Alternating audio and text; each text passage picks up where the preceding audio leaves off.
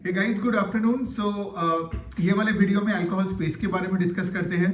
आप में से बहुत लोगों का ये सवाल आता है कि अल्कोहल कंपनीज में क्या हो रहा है, स्पेसिफिक कंपनीज में क्या हो रहा है। तो मुझे लगा कि ओके चलो, बिकॉज यहाँ पे मैंने कुछ 8-9 कंपनीज को एक इकट्ठा करके मैं इस वीडियो में आपको पूरा बता दूंगा कि एक तो मतलब एक मैक्रो लेवल पे क्या हो रहा है in the alcohol space, right. और ये स्पेस थोड़ा सा कॉम्प्लिकेटेड बन जाता है ना, बिकॉज यहाँ पे क्या होता है, हर स्टेट गवर्नमेंट का अलग अलग पॉलिसीज होता है, प्राइसिंग का, टैक्सेस लेने का फ्रॉम दिस अल्कोहल कंपनीज। तो इन सब के बारे में डिस्कस करेंगे।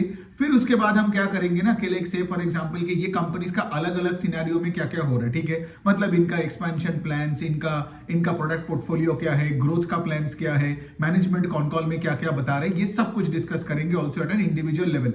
एंड क्या होता है ना, मैं ऐसे वीडियोस इसीलिए बनाता हूं ताकि एट द एंड आपको समझ में आ जाएगा, आप खुद ही से आप बोल पाओगे कि यहाँ पे अच्छे और बुरे में डिफरेंस क्या है। मतलब यहाँ पे ऐसा देखिए, मेरा काम ये नहीं कि आपको स्पून फीड करना कि ये अच्छा है ये बुरा है, राइट। इसीलिए मैं बताता हूँ, अगर मैं आपको रिकमेंड करता रहूं कि ये स्टॉक लो, ये स्टॉक मत लो, फिर क्या होगा, आप हमेशा किसी पे मेरे पे या किसी और पे हमेशा डिपेंडेंट रहोगे। लेकिन वही वाला पॉइंट है ना कि लाइक मैं चाहता हूं कि आप ये खुद से स्किल सेट बिल्ड करो। एंड ऑफ कोर्स ये वाले videos are all leading up to the grand mega live workshop, right, जो जैन 11th और 12th को आने वाला है। और वही वाला पॉइंट है कि मैं चाहता हूं कि आप लोग सब आए, और वो जो 2 दिन है, वो 2 दिन में बैठ के हम लोग पूरा, मतलब मैं और प्रेरणा मिलके, हमारा काम यही होगा कि आपका पूरा स्किल सेट बिल्ड करवा दे इन एनी सेक्टर, ठीक है। एंड ऑफ कोर्स उस दिन का मेन फोकस ही होगा in the non financial space. अगर आपको लेट से फाइनेंशियल स्पेस में भी स्किल सेट बिल्ड करनी है तो आप वो हमारा वो जो दूसरा वर्कशॉप है वो ले सकते हो, मतलब उसका रिकॉर्डिंग ले सकते हो। तो ये फाइनेंशियल स्पेस और नॉन फाइनेंशियल स्पेस जो जैन में करने वाले हैं, और जो फाइनेंशियल स्पेस जो ऑलरेडी हो चुका है, ये दोनों वर्कशॉप्स अगर आप देख लोगे ना तो आपका पूरा मार्केट में एक स्किल सेट बिल्ड हो जाएगा कि किस तरीके से एक कंपनी को ट्रैक करते हैं, किस तरीके से पोजीशन बिल्ड करते हैं। एंड ऑफ कोर्स देखिए, मेरा वही कहना है at the end of the day, अगर आप ना जानना पहचान करके आपके पैसे किसी और को दे रहे हो तो आप किसी और को अमीर बना रहे हो, ठीक है। तो ये सारे वर्कशॉप्स बनाना, आप देखे होंगे मैंने कुछ 620 के आसपास 620 फ्री वीडियोस डाले हैं, हाई क्वालिटी लॉन्ग, मतलब यहाँ पे मतलब रील्स नहीं बनाता मैं, सब बड़ा वीडियोस बनाया पिछले 18 मंथ्स में। क्यों? ताकि it helps you to build the skill set, और आप आपके पैसे को खुद मैनेज कर पाओ, तभी तो जाके बड़ा पैसा बनता है ना। सो एनी विच वे, तो अभी हम आते हैं अल्कोहल स्पेस में, ठीक है। तो अभी देखिए, अभी थोड़ा सा मैक्रो व्यू पे बात करते हैं कि स्पेस में क्या क्या हो रहा है, फिर कंपनीज में। तो यहाँ पे देखो, यहाँ पे मेन चीज है कि अल्कोहल स्पेस में एट अ जेनेरिक लेवल अगर मैं बात करूं, ऊपर से बात करूं, तो उतना ग्रोथ नहीं है। If you look at the big companies like United Spirits, United Breweries, Radico Khaitan, और फिर उसके बाद अगर मैं उसके बाद थोड़ा सा ये आपका ये जो सूला विनयार्ड जो ये वाइन बनाता है, फिर ब्रांडी का जो नंबर 1 प्लेयर है हमारे देश में, तिलकनगर इंडस्ट्रीज, आप देखोगे ये 4-5 कंपनीज में कोई ग्रोथ नहीं है। मतलब यूनाइटेड ब्रीवरीज जो ये किंगफिशर का बियर का पोर्टफोलियो है, राइट, उनका वॉल्यूम ग्रोथ इज 5%।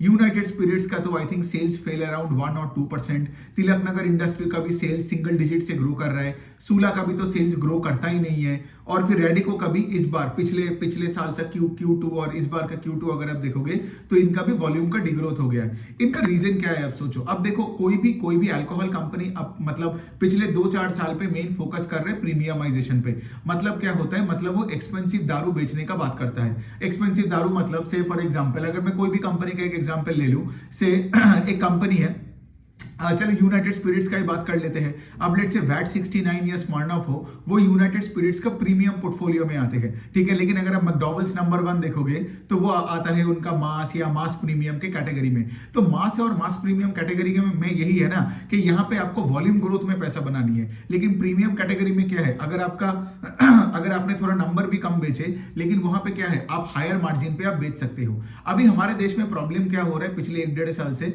कि जो मास प्रीमियम कैटेगरी है, जैसे ये मैकडॉवेल्स नंबर 1 हो गया, फिर और भी आप देखोगे कंपनी है एलाइड ब्लेंडर्स करके, जिनका ऑफिसर्स चॉइस का एक पोर्टफोलियो है।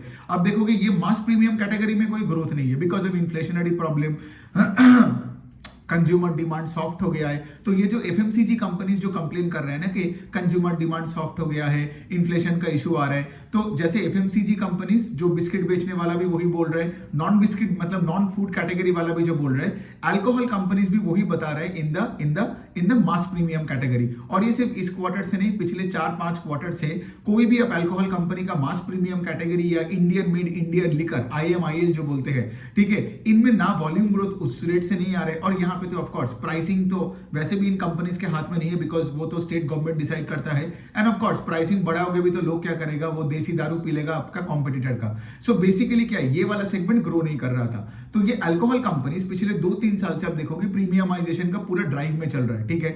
और ये प्रीमियमाइजेशन से क्या हो रहा था, इनका मार्जिन एक्सपेंशन हो रहा था। वो आप रेडिको में भी देखे, वो आप यूनाइटेड स्पिरिट्स में देखे, यूनाइटेड ब्रीवरीज, लेट्स से जो बियर वाला है उसमें आप देखोगे किंगफिशर का जो लाल बॉटल आता है, राइट, जो नॉर्मल वाला किंगफिशर जो 130-140 रुपए का आता है, ठीक है, वो प्रीमियम नहीं है। प्रीमियम कौन सा है, वो किंगफिशर अल्ट्रा मैक्स या समथिंग लाइक दैट, ठीक है, जो लेट्स से आप एक हायर प्राइस में बेच सकते हो। सो बियर हो, वाइन हो, विस्की हो, वोडका हो, जिन हो, रम हो, कोई से भी कैटेगरी में हो, ये प्रीमियमाइजेशन का जो ट्रेंड चल रहा है, ठीक है। लेकिन यहाँ पे इस बार में क्या हुआ, वो प्रीमियमाइजेशन का ट्रेंड में भी थोड़ा बहुत प्रॉब्लम आ गया। मतलब यूनाइटेड स्पिरिट्स अब ये बोल रहे हैं कि भाई हमारा मास कैटेगरी में तो उतना ग्रोथ है नहीं, लेकिन जो एकदम जो प्रीमियम, जो इसको बोलते हैं प्रेस्टीज एंड अबव कैटेगरी, ठीक है, PNA, ठीक है, तो ये जो PNA वाला जो कैटेगरी है उसमें भी उतना ग्रोथ दिख नहीं रहा है। रेडिको खैतान का भी वही लगा कि उनका जो प्रेस्टीज एंड अबव जो कैटेगरी का ग्रोथ है वो सिर्फ 12-13% का है, ठीक है। पहले 1 साल पहले रेडिको खैतान का ये prestige and above category used to grow 20-25% से। मतलब क्या है कि प्रेस्टीज एंड अबव कैटेगरी जो मेन ग्रोथ ड्राइवर था ये बड़े अल्कोहल कंपनीज का, वो ग्रोथ रेट भी घट रहा है, ठीक है। यूनाइटेड स्पिरिट्स ले लो या रेडिको खैतान ले लो, it's the same old story, ठीक है।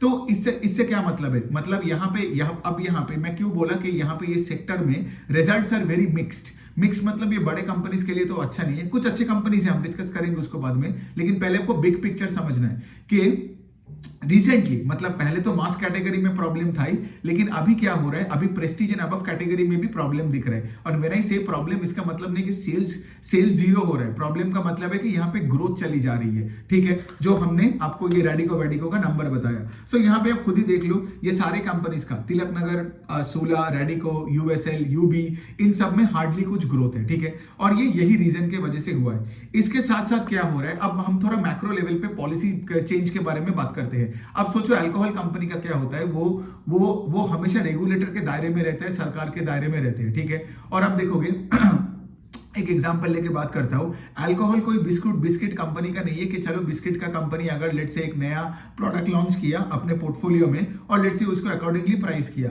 यहां पे क्या होता है, परमिशन लेना पड़ता है सरकार का, स्टेट गवर्नमेंट का। सो बेसिकली कैसे परमिशन, अब देखो स्टेट गवर्नमेंट क्या करते हैं, यहाँ पे बहुत सारे रिस्ट्रिक्शंस लगा देते हैं। मतलब सोचो स्टेट गवर्नमेंट को लेट से फॉर एग्जाम्पल अल्कोहल, मतलब स्टेट गवर्नमेंट का लेट्स से उनको लगता है कि उनके तिजोरी में पैसा कम हो रहा है, so how do they want to increase their तिजोरी, सडनली अल्कोहल कंपनीज को बोल देते हैं अगर आपको हमारे स्टेट में ऑपरेट करना है तो आपको ज्यादा टैक्स देना पड़ेगा, जिसको हम एक्साइज ड्यूटी बोलते हैं। तो क्या होता है, जब एक्साइज ड्यूटी बढ़ जाती है तो अल्कोहल कंपनीज को प्राइस बढ़ाना पड़ता है और उससे उनका वॉल्यूम्स में कंप्रेशन आता है, प्रॉब्लम्स होता है।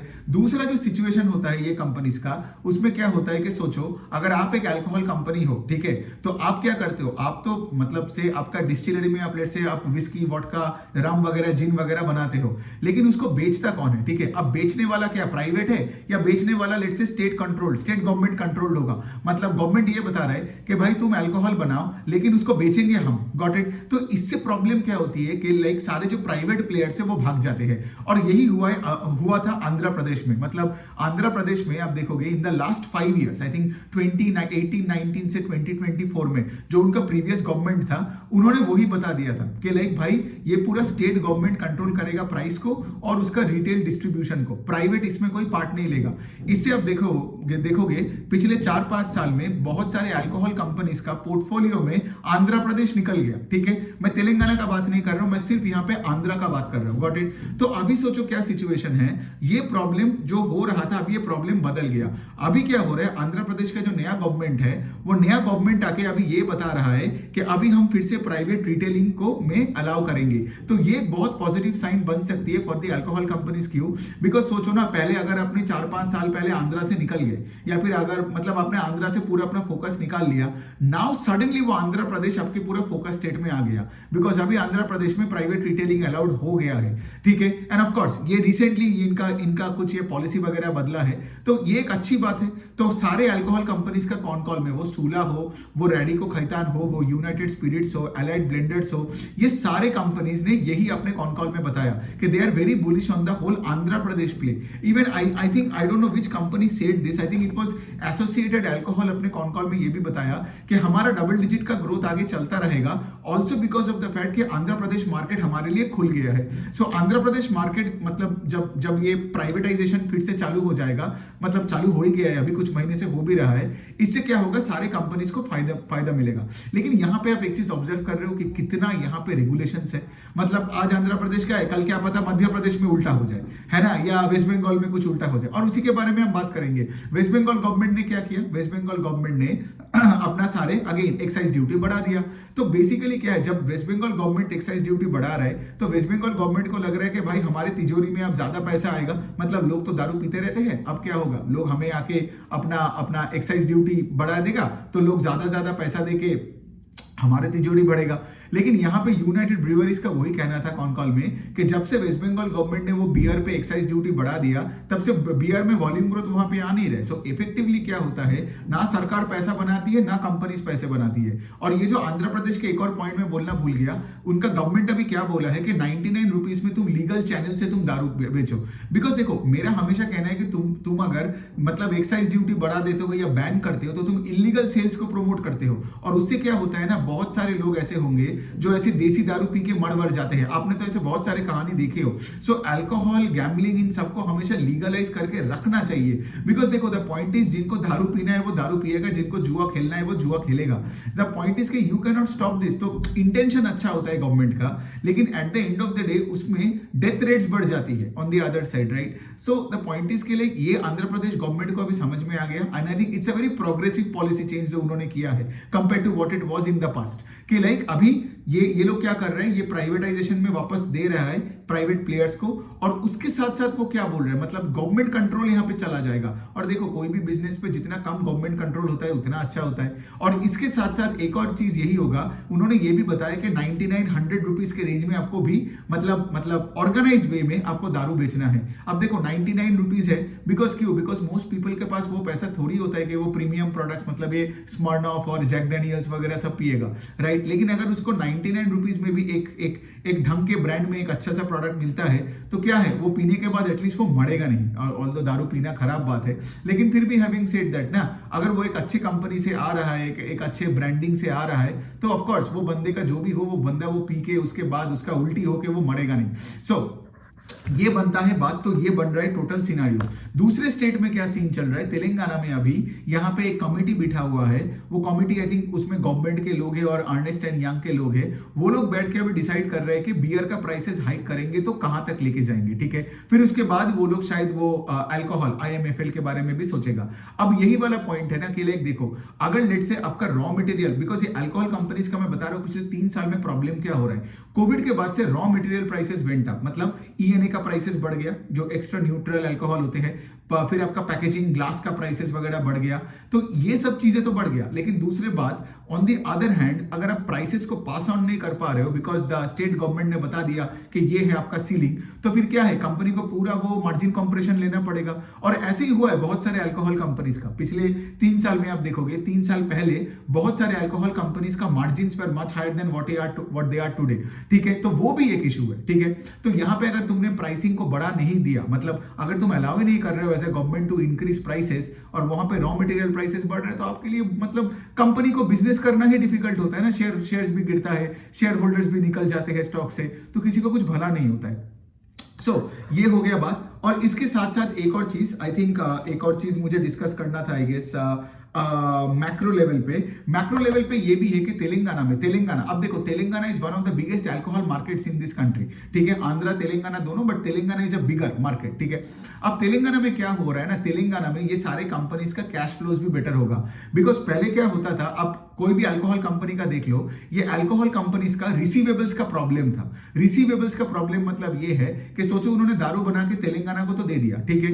अब लेट से वो जो पैसा आने वाला है वो पैसा आ नहीं रहा है, लेकिन रिसेंटली जो उनका भी जो पॉलिसी वगैरह चेंजेस हो रहा है, इससे कंपनीज ये बता रहा है कि तेलंगाना से भी उनका कैश फ्लोज अच्छा आने लग गया है। बिकॉज सोचो ना, अगर आप कब तक आप दारू बना के बेचते रहोगे, जब लेट से अगर आपको पैसा नहीं आएगा और आपका अगर रिसीवेबल्स बढ़ता गया, तो एक पॉइंट के बाद तो आपके पास पैसा ही नहीं होगा टू बिल्ड मोर इन्वेंटरी, है ना। सो वहां पे क्या है, बिजनेस का ग्रोथ में इशू आ जाएगा। लेकिन तेलंगाना में अभी वही है, सारे कंपनीज तो वही बता रहे हैं। Again there are multiple companies जिन्होंने यही बताया कि तेलंगाना में भी जो ये पॉलिसी चेंज हुआ, इसके वजह से क्या होगा, कंपनीज को अभी कैश फ्लो 10-10, 15-15 दिन में वो मिलता रहेगा, रादर देन से फॉर एग्जांपल, बिकॉज बहुत कंपनीज ने पहले ये भी रोना धोना किया था कि लाइक 5 क्वार्टर 6 क्वार्टर हो गया और उनको उससे पहले का टाइम का भी पैसा नहीं मिल रहा था।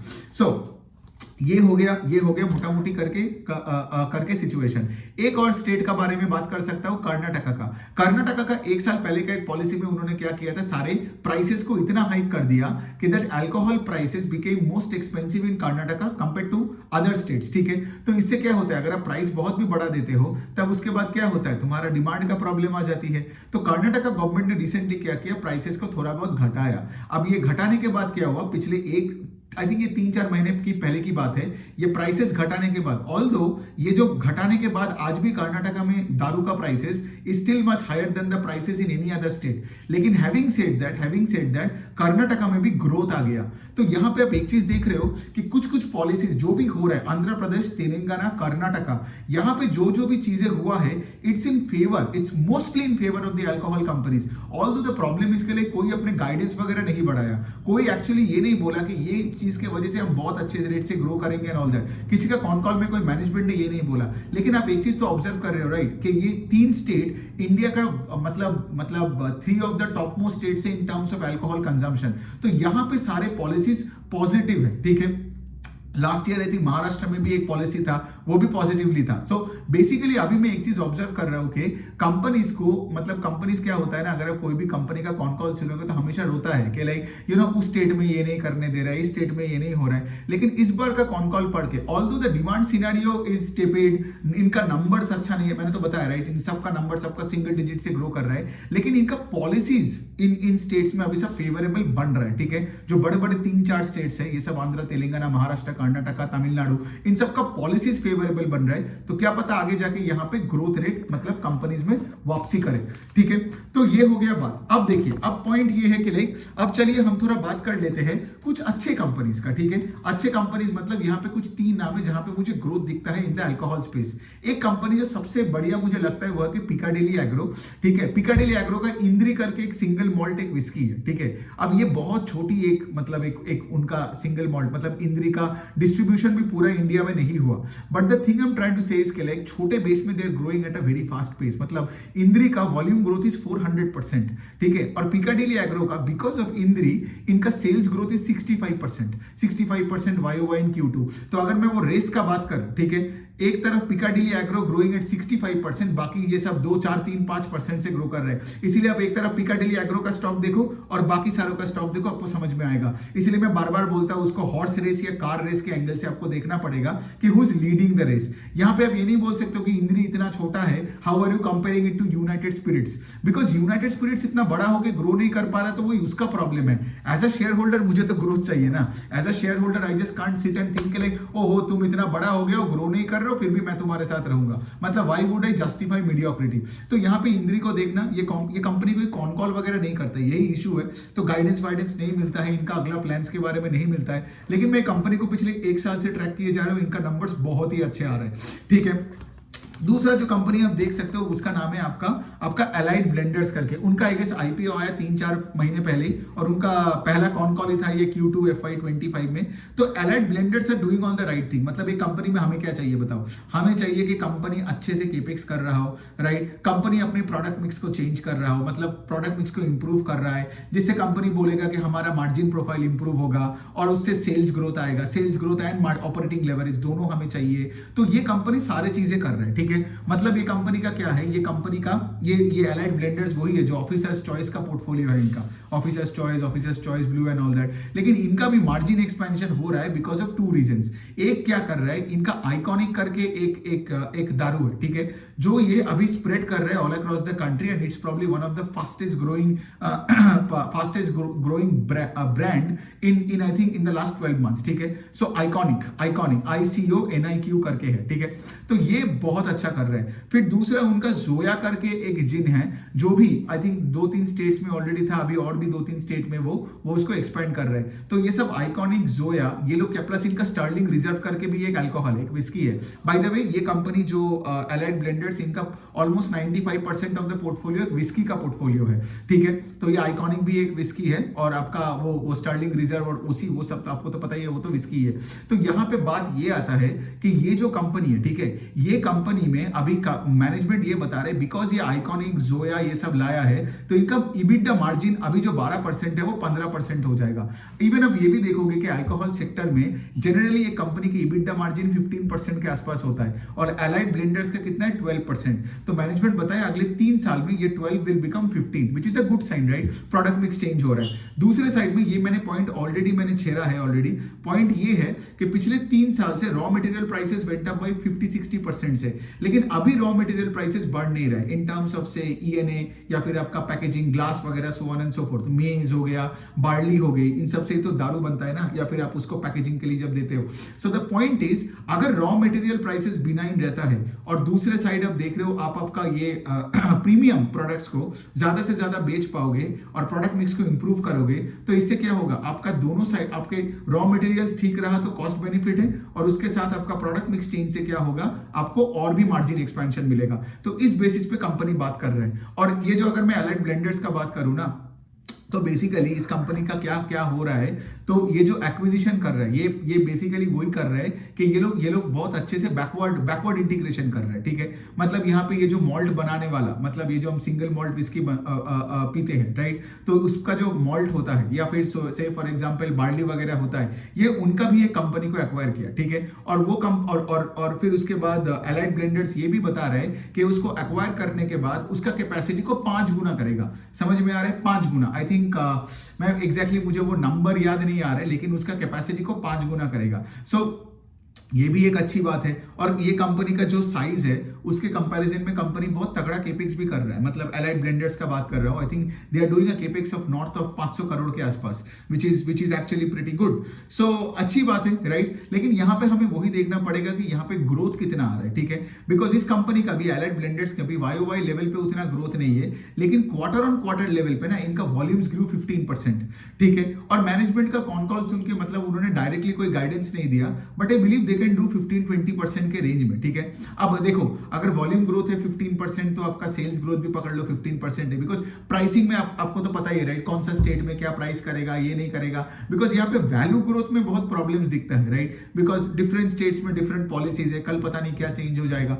बट हैविंग सेड दैट, इनका वॉल्यूम ग्रोथ 15-20% के रेंज में तो होनी चाहिए। और ये केपेक्स भी कर रहा है, मार्जिन एक्सपेंशन का बात कर रहा है, सब कुछ तो ठीक लग रहा है, ठीक है। At least compare to those first 5 names, मतलब फर्स्ट 5 मतलब वो United Breweries, Spirits, Radico Khaitan, Tilak Nagar and Sula, इन 5 से तो बेटर है। तिलक नगर का मैं एक बात बोल सकता हूं, तिलक नगर अभी नेट डेट फ्री हो गया, ठीक है।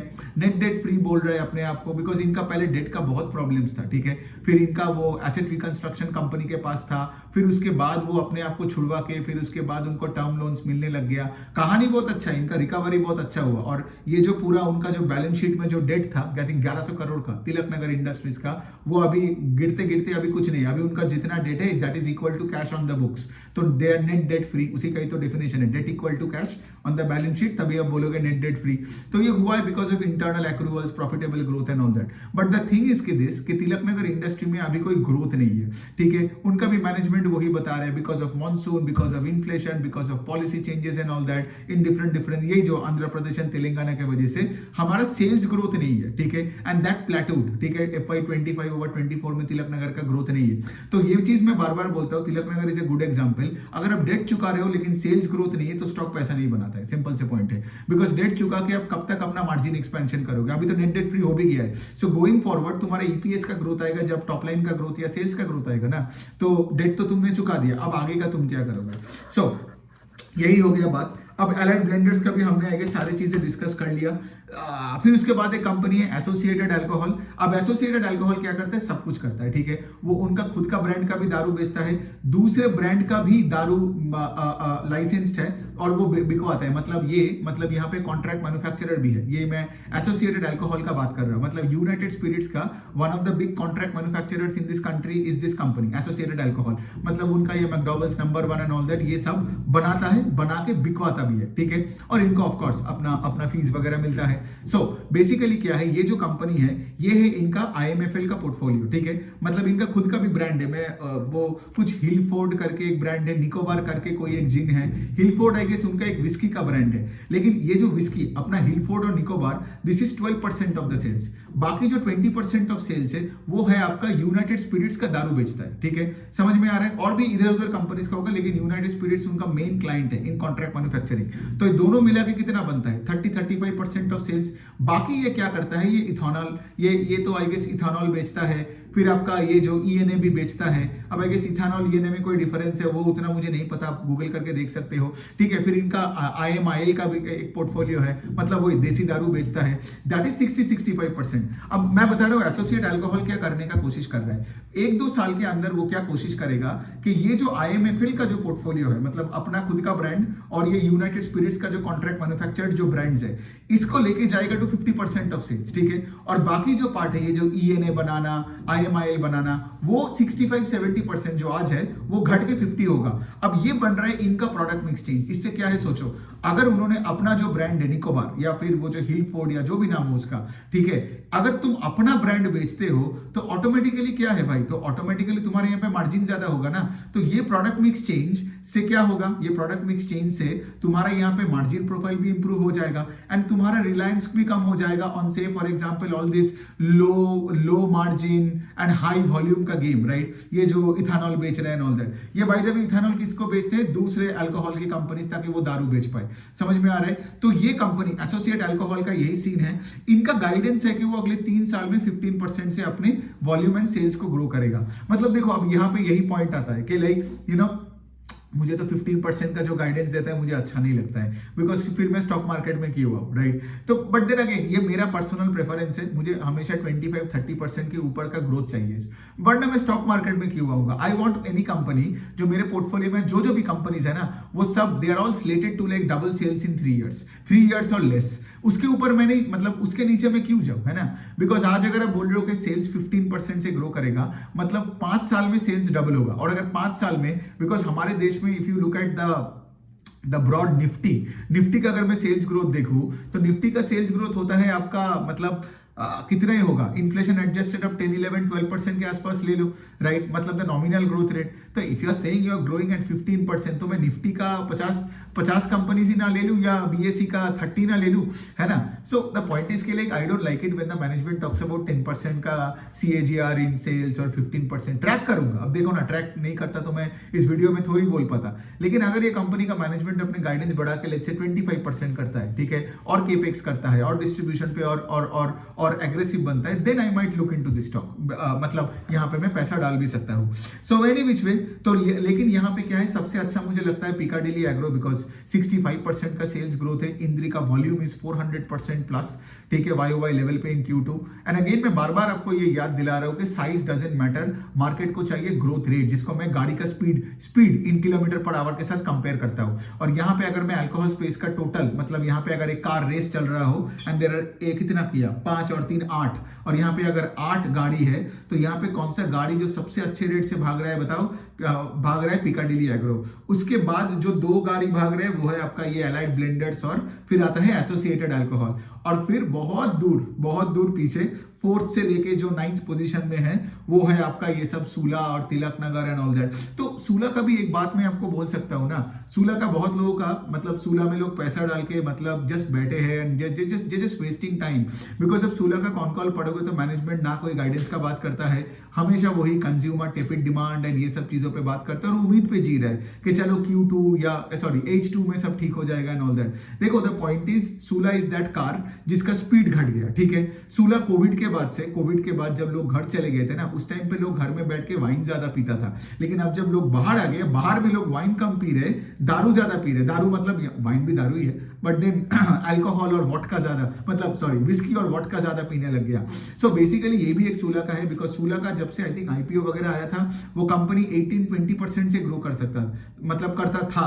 अभी सूला का तो ग्रोथ ही चला गया। मतलब सूला का गाड़ी पहले 20 किलोमीटर पर आवर पे चलता था, तब उसका स्टॉक पैसा बनाता था। बाय द वे मैं सूला का शेयर होल्डर हुआ करता था, लेकिन मैं सूला से बहुत पहले निकल गया। आई थिंक 2023 में ही, मतलब लास्ट ईयर ही मैं आई थिंक 12 और 15 मंथ्स पहले, 12 मंथ्स पहले मैं निकल गया था। बिकॉज जब से मैं देखा कि उसका पेस ऑफ ग्रोथ घट के 8%, 10%, 6% होने लग गया। मतलब क्या, गाड़ी का स्पीड घट रहा है, मतलब पैसा नहीं बनता है। और आप इसीलिए आप देख रहे हो ना, सूला का स्टॉक ये साल में 40-50% गिर गया फ्रॉम अ टॉप। 50 नहीं, 40% के आसपास हो जाएगा फ्रॉम अ टॉप। सो ऐसे कंपनीज में वही वाला पॉइंट है। अब बॉटम फिशिंग मुझे नहीं करना है, मैं ट्रैक करूंगा। एंड आई होप कि अगर कल जाके सूला का 15-20% के ऊपर का ग्रोथ वापस आती है, then I can again go into that stock, है ना, because I am an active investor. लेकिन बात वही पे है कि लाइक हम यहाँ पे बैठ के अपनी इग्नोरेंस और अपनी इग्नोरेंस को जस्टिफाई नहीं कर सकते हैं। जिन्होंने एचडीएफसी बैंक के साथ अपनी इग्नोरेंस को जस्टिफाई किया, वो सोशल मीडिया में मेरे साथ आर्गुमेंट ही जीता, लेकिन उसने 4-5 साल से कोई पैसा नहीं बनाया। तो अल्टीमेटली लॉस आपका है ना, मेरा नहीं है। मेरा काम यही है कि लाइक आपको एक स्टॉक को जैसे खरीदने के लिए रिसर्च सीखना पड़ेगा, वैसे काटने के लिए भी कब काटना है वो भी आपको सीखना पड़ेगा। इसीलिए तो मैं बार बार बोलता हूँ, मेरा वो वर्कशॉप अटेंड कर लो। मेरे वर्कशॉप में मैं आपका बाइंग स्किल्स के साथ साथ मैं आपका सेलिंग स्किल्स ठीक करूंगा। बिकॉज लोगों का कोई सेलिंग स्किल नहीं होता है, लोगों का कोई सेलिंग स्ट्रेटेजी नहीं होता है। हम आपको दिखाएंगे कैसे गाड़ी का पेस घटने के बाद आप अपने एलोकेशन को कट कर सकते हो, और कैसे आप एक पोर्टफोलियो को बिल्ड कर सकते हो over a period of time. तो बहुत मजा आएगा वो वाले सेशन पे। आई मीन वो वाला सेशन तो एकदम सैटरडे संडे एकदम बैठेंगे सुबह 10 बजे से शाम को 7 बजे तक, ठीक है। और मैं और प्रेरणा मिलके हम लोग 30-35 सेक्टर्स को आपके सामने एज एन एग्जांपल के तौर पे रखेंगे, एकदम प्रैक्टिकली करेंगे, कोई बैकग्राउंड की जरूरत वगैरह नहीं है, ठीक है। So on that note I guess we have covered everything. By the way, वो सेशन का रजिस्ट्रेशन डिटेल्स कर लेना। I think we are touching around 600 registrations already, and thank you so much. अगर आपने ऑलरेडी रजिस्टर कर चुके हो तो लाइव मिलेंगे 11th एंड 12th जैन को, बहुत मजा आएगा। और अगर आपने नहीं किए हो तो ये कमेंट सेक्शन में आप देखोगे उसका रजिस्ट्रेशन लिंक है, एकदम वेबसाइट में जाओ, रजिस्टर कर लो। एंड बाय द वे, अगर आपने लेट से वो सेशन मिस कर गए फॉर अ सर्टेन ड्यूरेशन बीच में या समथिंग लाइक दैट, आपको तो उसके बाद इसका रिकॉर्डिंग मिल जाएगा for the next 365 days. Okay, so on that note thank you for listening. और अल्कोहल स्पेस में अगर ऑफकोर्स अगर आपका कोई और डाउट वगैरह होता है, so of course you can reach out to me in the comment section. Thank you.